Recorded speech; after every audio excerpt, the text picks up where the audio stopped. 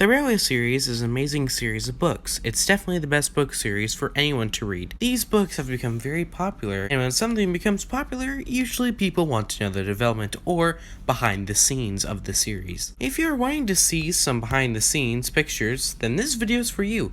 I'm Gins Post, and let's get into the video. When the first book in the series, The Three Railway Engines, was being made, Wilbert Awdry had made some sketches of his book as a pitch for potential publishers, and probably helped William Middleton's illustrations. I don't know if Reginald Dalby used these pictures to help him. I think he probably just used William Middleton's illustrations as a basis. Let's take a look at these pictures and compare what changes were made to the final. Let's start with the first story, Edward's Day Out.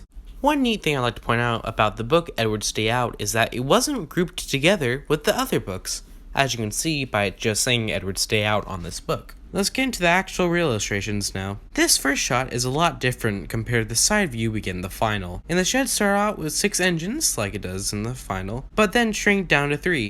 I know in no way these illustrations were going to be final, but I mean, it's not even connected. Come on, that's just a little minor annoyance, but oh well.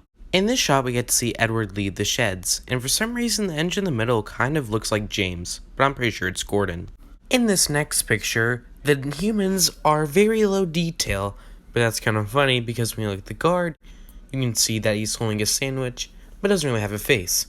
Edward actually does look interesting, a lot different than he does in the final, but I love this look, and it looks a lot more realistic than the drawing that we got in William Middleton's drawing. The final shot in Edward's Day Out changed completely. They were so much different about this, and if I told you all, it would take quite some time. So I'll just go on to the next story, Edward and Gordon. Sadly, I could not find any images for Edward and Gordon, so we will just have to move on to the other stories to cover in this video. Let's start off with the sad story of Henry. In the sad story of Henry, there is a little goat that doesn't appear in the final. Rest in peace, cute goat. When Henry goes into the tunnel, it is just one room, just for one engine. This becomes a continuity error in the next shot in Edward, Gordon, and Henry, where there is 2 tunnels for 2 engines to go by. That's a little strange, but it could be like the 6 berths thing, and then it shrinks down to 3. Those are all the images for the sad story of Henry. So let's move on to the next story, Edward, Gordon, and Henry.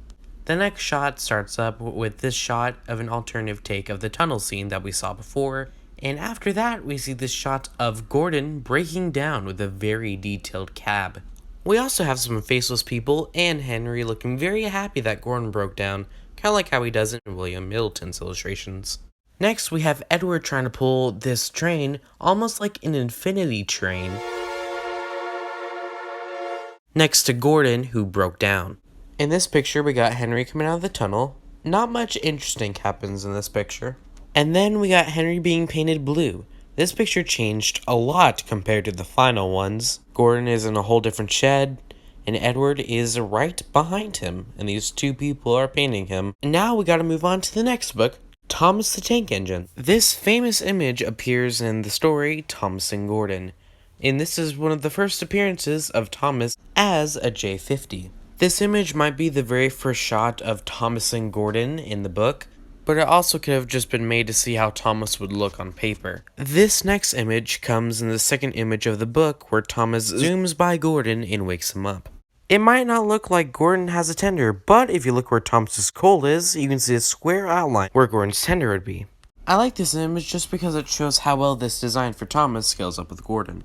And here is the only shot with Thomas with the background. This image looks really yellow. Let me fix that. Much better. This background is pretty cool, but the final image definitely improved on the background. These images are awesome to see. Without these images, we would have never known that Thomas was originally going to be a J50.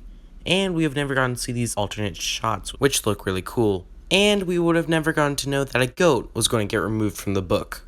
Thank you for watching this video. I really do appreciate it. If you enjoyed this video, consider subscribing. It would really help out the channel. See you next time. Goodbye.